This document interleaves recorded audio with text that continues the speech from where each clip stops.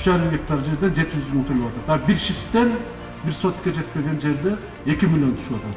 Жақсы жетекчилерди, опытный жетекчилерди, силерге окшогон жөнөкөй сотрудниктер, орун басарлар башын жок кылып атасыңар. Bir күндө канча патент таркатканыңардан бери билем мен бардыгын. Жетекчиңер кетип, биз орун басарлар калабыз деп отурасыңар азыр жакшы болот. Иштин бардыгы силерде ачык айтып коеюн. Сайыпжан Эркинбаевич, эми мына ушул жетекчилер отурат, мамлекеттик муниципалдык кызматкерлер, мартын жетекчилери баардыгыбыз аракет кылып атып, Кудайга шүгүр. Жылды жакшы жыйынтыктадык. Мына коргоо органдары, прокуратура, полиция быйыл жакшы жардам беришти. Ички иштер кызматкерлери мына мурасабиштер отурат. Ушулар да мына экономикага көңүл буруп, быйыл бир топ жакшы төкпөгөн салыктарды толтуруп, мына быйыл жакшы эле болдук да. Анан эми мына негизги өндүрүш тармагында да Кудай буйруса шаардык мэрия жер бердик. Быйыл күтүп атабыз. Чоң завод, фабрикалар ачылышы күтүлүп атат да. Ошол келген инвесторлорго рахмат. 150 миллион, 300 миллион доллардык мына проектлерди ишке ашырып атышат да. Биздин учубуз куру эмес экен. Ушул өзүнүн шаардык жигиттер келип, ушундай чоң инвестиция алып келип атат. Буга бардыгыбыз жалпы эл, айрыкча биз жетекчилер ошондой инвесторлорго ыраазычылык айтып, келген инвесторлорго биз дайыма ушундай эшигибизди ачып, колдон келген жардамыбызды берсек, качан ишкерлерге жакшы жол ачып, жакшы мамиле кылып, ошолорго моралдык колдоо көрсөткөндө Кудай буйруса дагы жакшы ийгиликтерге жетебиз деп ойлойбуз. Мына азыр справкада көрдүңүздөр, демөөрчүлөр менен быйыл мына ушул жарлыктын алкагында дагы бир топ жакшы жардам беришти. Онору 26 миллион сомдук жеке ошо ишкерлердин жардамы менен мына ички инвестиция тартылды да. Бул мына борбордук стадионубуз, скверлер, бир топ дагы майда чүйдө иштерге көп жакшы жардамдарды беришти. Биз буну быйыл дагы Кудай буйруса улантышыбыз керек да. Бирок эми сиз ушул экономика тармагын тейлеген биринчи вице-мэр катары биз эми өзүбүздүн дагы ички мүмкүнчүлүктөрүбүз бар да, ички мүмкүнчүлүктөрүбүз бар. Кандай кылганда дагы ушул салыктарды, мына көмүскө салыктарды чыгарабыз. Кандай кылганда дагы жергиликтүү бюджетибиз көтөрүлөт. Канча мүмкүнчүлүктөрүбүз бар. Ушуга токтолсоңуз, анан кемчиликтер да бул эми. Кайсы тармакта биз жетише албай атабыз. Мисалы мына кайра бөлүштүрүү фондунун жерлери бар бизде. Канча сугат жерибиз бар? Жапалак аймагында. Бизде бүгүнкү күндө ушул 6 неменин бир эле жапалак айыл чарбасында болгондуктан фонддун жерлеринин жалпы аянты 1136 гектарды түзөт. Анан ичинен суулуусу 113, бак тарактар боюнча 139 гектар. Жалпы 1136 гектар жер да. Суулуу жерибиз 113 гектар. Кайрагайда 684 гектар. Ошону айтып атам да, бизде азыр сулуу жерибизде канчага берип атабыз ушул ижарага? Бул боюнча Талабек Насырбекович, өзүңүздүн протоколдук тапшырмаңыз бар эле, биз өзүн барып көрдүк. Акыркы жолу ошол комиссиянын курамы менен бекитилген Жапалак аймактык башкармалыгында 2017 жылы бекитишкен экен суулуу жерлерди. Кайсы жылы? 2017. Канча азыр суулуу жерибизде? Суулуу жерде баштапкы баасы суулуу жер 4000 сомдон 5000 сомго чейин экен. Анан кайракы жердеки 500 сомдон 1000 сомго чейин дайын ушундай бекитилген экен. Сиз анализ кылдыңызбы? Биздин мына коңшу Карасы району, Арабан районундагы суулуу жерлер бүгүнкү күндө канчага берилип атат? 1 гектары канча арена берилип атат? Мен бул боюнча анализ кылып көрдүм. Ошол сиз айткан Кара сууну алдык, Арабанды алдык. Ал жерде 1 гектар жер бүгүнкү күндө орточо эсеби 12 миңден жердин категориясына карап 24 миңге чейин бар экен суулуу жерлерчи. Биз эми азыр бул боюнча атайын комиссия түзөйлүп атабыз, жумуш комиссия түзүп, жеринен көрүп, буйруса биз эми өзүбүз да кызыктарбыз буга. иш алып барабыз деп. Siz dagы жакшы сурасаңыз, мен билгенде мен мына область жетекчилик турганда мына 30 адырдагы жерлери 50 миңге чейин чыккан, 40 миң, 50 миңге чейин чыкканда мына активдер мен жалган айттырбаса керек, турабы? Бул эми мен 50 миң, 60 миңге көтөр дебейли. Ана биздин ошол ички ресурстарыбызды пайдаланышыбыз керек да. Мына мен эми эмне үчүн суроо берип атам? Урматтуу айыл өкмөт бар да бу жерде жапалабайлар. Түшүнүп атасыз да, мына бул суроо сизге тиешелүү да. Мен сиз жаңы дайындалып конкурска катышып утуп келгениңизде айтканымда элди дагы үйрөтүшүбүз керек да. Мына ошол кайра бөлүштүрүү фондунун жерин пайдалангандан кийин өзүнүн пайдасын ойлогондон кийин жергиликтүү бюджетти да ойлошубуз керек да.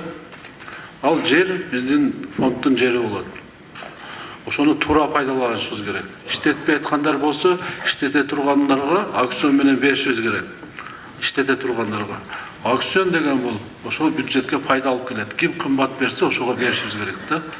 Анан үлүш жерлер эми пайдаланып бөлүнүп берилген жапалак аймагында, туурабы? Ошону эми мынаны айыл өкмөт, сиз Сайыпжан Эркинбаевич мындай бир анализ жүргүзүп, ошого жер салыктарын жакшы көтөрүшүбүз керек да. Анан мына 17-жылдан бери бизде көтөрө эле экенсиңер, 17 жылдан бери.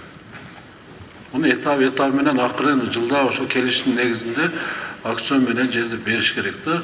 Ошондо ана пайда түшөт. Бул түздөн-түз жергиликтүү бюджетте кала турган акча ошол.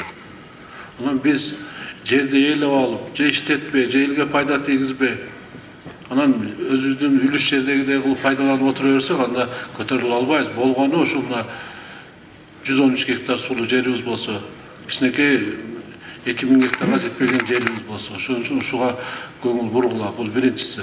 Экинчиси да мына УМС да отурат да. УМС барбы? УМС барбы? Мына Шимиргешевич. Мына бизде мына жергиликтүү бюджетти көтөрө турган Сайыпжан Эркинбаевич. Мына өткөндө дагы айттым, азыр да мына активдин астында айтып атайын. Толук бизде мүмкүнчүлүктөр бар экен мына. Былтыр 40 миллион болсо азыр канча бердик? 50 миллион коштук, 90 миллион план бердик да. Мына аткарышат булар. Бизде дагы мүмкүнчүлүк бар ошону да көтөргөнгө. Ага мына сиз баш болуп, мен баш болуп, туура анализ кылып, бардык жерди карап чыкпасак болбойт мына. Түз жергиликтүү бюджет көтөрө турган мүмкүнчүлүктөр толтура. Тура, мисалы мына бир шитти биз алып койдук. Мына бир шитти алдык, 96 миң сом төгүп жүргөн. Азыр 2 миллионго акчасын түшүрүп бердиби? 2 миллионго түшүрүп берди муну. Эме акчасын түшүрүп берди, кое элек шитке. Тем более заманбап мында лед экран, жалюзный кое турган. Бул шаардын көркү экинчиден 22 эсе көтөрүлүп атат. Буга чейин болгон ушунча шаардын ичинде бардык шиттер биригип 2 миллион 300 миң төгүп жүргөн да. Бардык шаар боюнча шиттен мына бизге арендага 2 миллион 300. Азыр бир шитте мына 2 миллион түшүп атат. Карап койгула, 22 эсе көтөрүлүп атат. Мына экономика, мына акча. 5,5 гектар паркыбызды 5,5 гектар Навай парктын.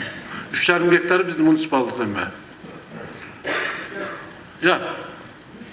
3,5 дейм, ошо 3,5 биздин муниципалдык жер. İçinde ne деген мына? Илгерки Союз мезгилинде курулган парк бир дагы аттракцион алмашылган эмес, оңдоп түзөп былтыр биз барып кичине эки жагын караттык да. Төлөгөнү 700 миң сом акча. Мына 3,5 гектар жерден 700 миң төлөп атат. Да бир шиттен бир сотке жетпеген жерде 2 миллион түшүп атат. Азыр мына проекттерди даярдатып атабыз. Проектleri даярдатып атабыз. Ошолорду тез УМС мына сиз отуруп туруп кечиктирбей, акчасын жергиликтүү бюджеттен проектке берип, проектти тез аранын ичинде даярдатып туруп, анан жаңы заманбап аттракциондор, каерде кофейня, каерде ашкана, каерде ажаткана, эмне болуш керек проект конкретный даярдатып, коомчулуктун талкуусуна коюп туруп ошол проектине.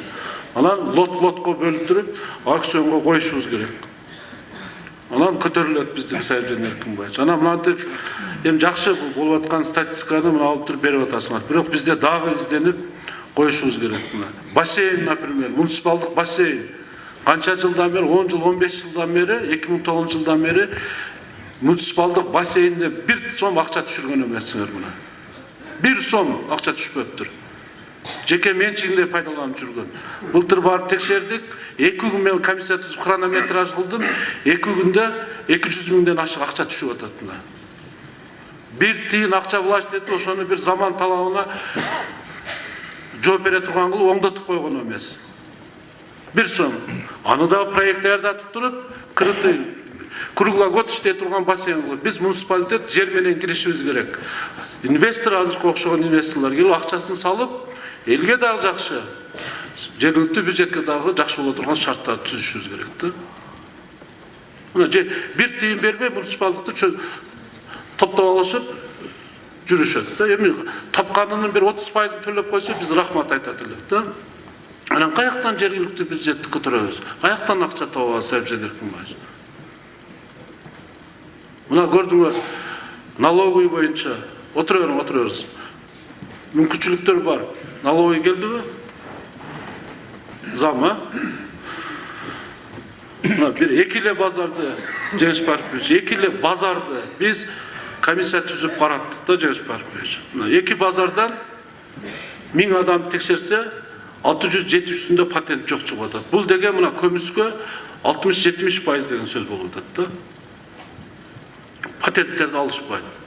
Эми чоң ишканаларга кирбейли, чоң ишканаларга кирип жакан кармап чыгасың. Жакшы мына азыр укук коргоондар турат, быйыл жакшы карашып, баягы башында айткандай түшүрүп берип атышат 100 миллиондогон акчаларды.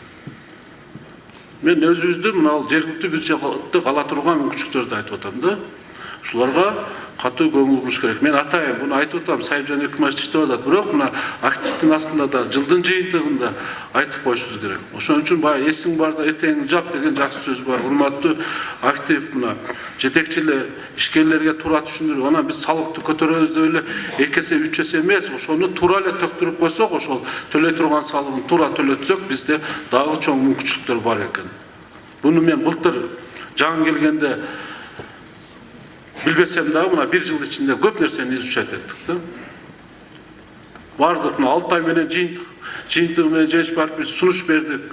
9 айын жыйынтыгы эскертүү бердик. 9 айын жыйынтыгы менен бардыгын карап, мына отурган коллега мүчөлөрү сунуштап, мына азыр сунушту бергенбиз кызмат акыбалын чектетүү боюнча.